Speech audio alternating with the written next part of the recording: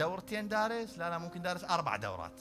يسولف لك بالعقائد، بالفلسفة، بعلم الكلام، بالجدليات، إلى آخره. لكن طبيعي جدا تلقاه مليء ضغينة، عجيب. تلقاه مليء غضب، تلقى هذا الإنسان القارئ كتب ودارس ويفتهم هذا نفسه اللي هو شامخ في المعارف طفل قدام شهوته. هذا الإنسان اللي عقيدته صحيحة بالحسين 100%، تلقى عقيدته بالإمام الحسين صحيحة 100%، ولكن أخلاقه أخلاق الشمر.